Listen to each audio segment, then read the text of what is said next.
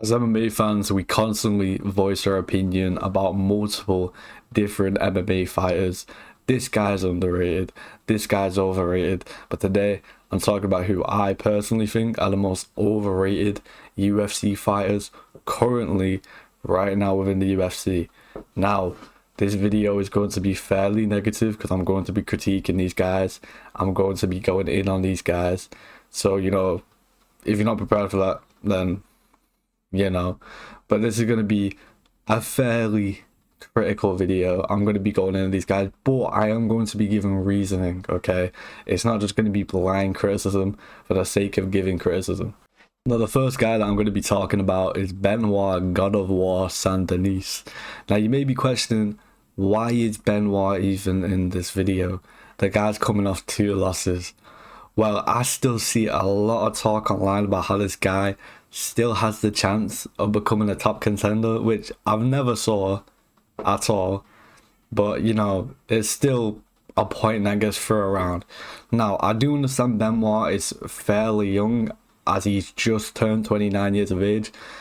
But I'm sorry, man, the guy has so many flaws and holes within his game. He's took so much damage at the age of 29, and to be fair to him, he's took MMA quite far considering he only started training a few years ago in his mid-20s.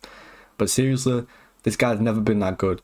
Even when we look at his UFC wins, he beat Ismael Bonfim, which Ismael Bonfim was pretty much fraud checked by this as soon as he came into the UFC. Thiago Moises, which is a decent-ish win. But honestly, anyone who's decent-ish is going to beat Thiago Moises.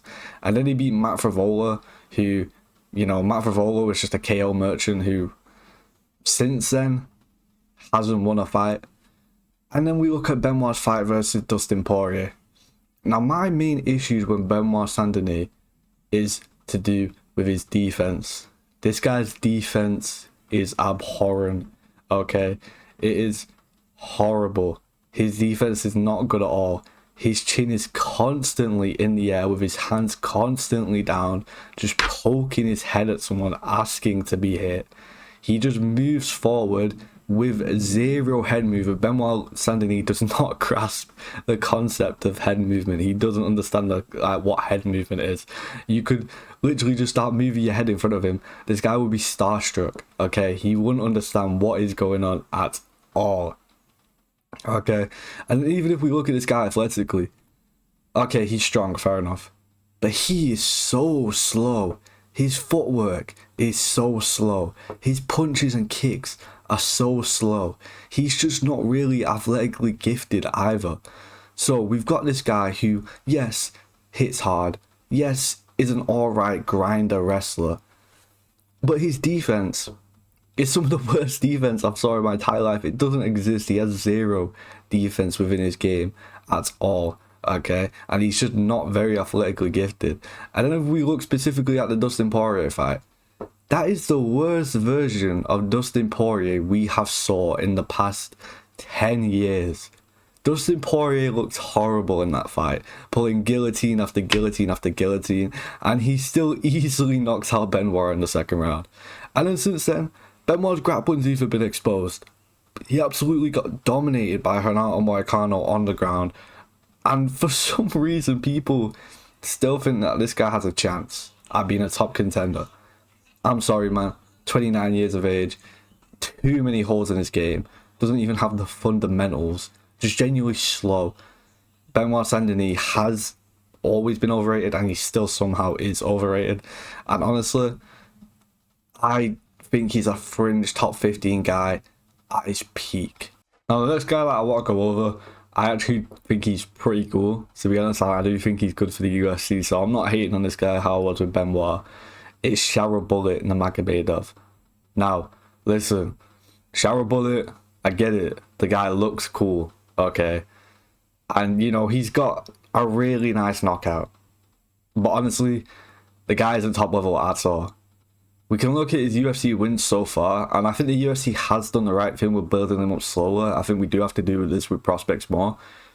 But if we're talking about how good he is, he beat Bruno Silva, yes, went to a decision with Alex Pereira, but has gone 1-5 since then. He then beat Antonio Controller, who's literally only in the UFC because he's dating Mackenzie Dern. And I'm sorry, but Sharon Bullett's performance, yes, he got a finish, but it was a horrible performance. Dracoli was literally a punching bag the entire fight. Then after that, he fought Michael Azela something, Polish name. And once again, he didn't have a convincing performance at all, okay? For reference, Michael was submitted in the first round by Kevin Holland in about a minute, okay? And I get he knocked down Kevin Holland, but when we're talking about levels here, listen, I'm a massive Kevin Holland fan. But people were shit on Kevin Holland. He did better than fucking Sharon Bullet did, okay? Sharon Bullet did not have a good performance in this fight at all. And then we go into Sharon Bullet's most recent fight against Armen Petrosian, where yes, he got a really cool spinning back fist KO, but that fight was dead even up until that point.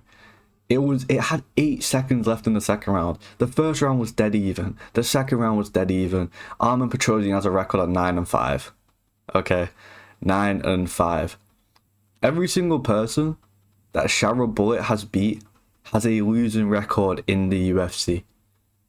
Every single one of them has a losing record in the UFC. All 4 of his wins. He doesn't have a single good win. He has an okay one, I guess, against Mikal, but that's okay at best, and even then I struggle to say that's okay.